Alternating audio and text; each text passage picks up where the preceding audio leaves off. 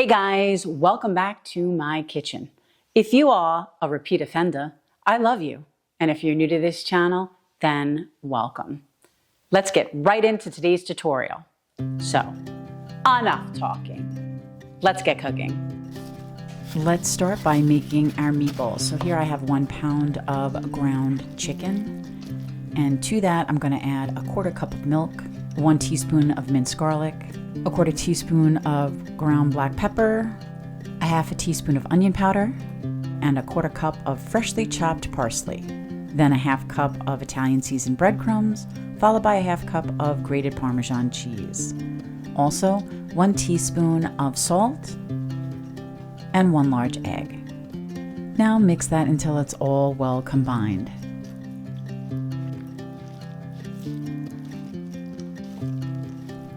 This spatula was obviously tired, so let's just mix it with our hands.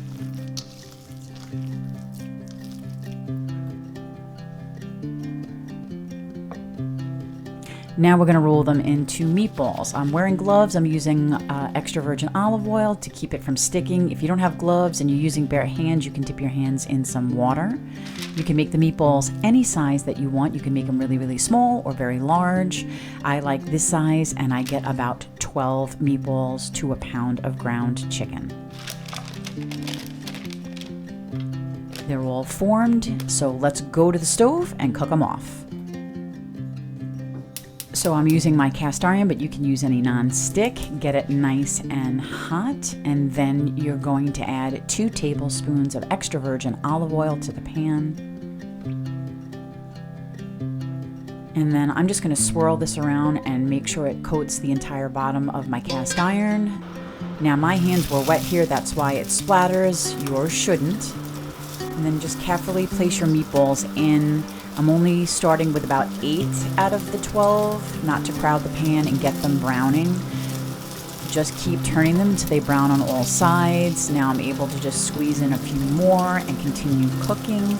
We're not cooking it all the way through, really. We're browning the sides. They're still going to be slightly raw in the center, which is what we want, because then we're going to place our browned meatballs into our orzo and cook it all the way through with that.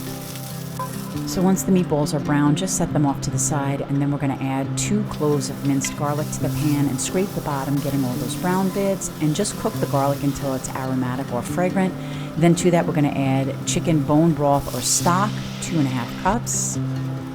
Give that a stir. When it comes up to a simmer like this, we're going to add 1½ cups of orzo pasta. Stir that in.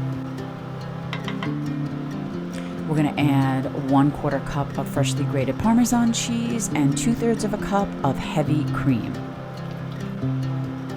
Give that a good stir. And of course, we're going to season with salt and pepper to taste. I go a little bit heavier on the salt here just because we're cooking pasta in this broth. And once it's up to a simmer like this, we're going to add our chicken meatballs back to the pot and then cover it with a lid. We're going to cook it halfway through, about 5 or 6 minutes on a low simmer, so make sure to lower your heat.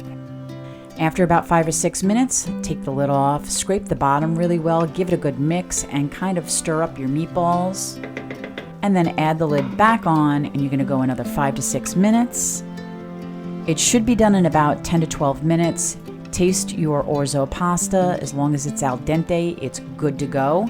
It's going to be very thin and liquidy like this, but don't worry, it's going to thicken as it cools.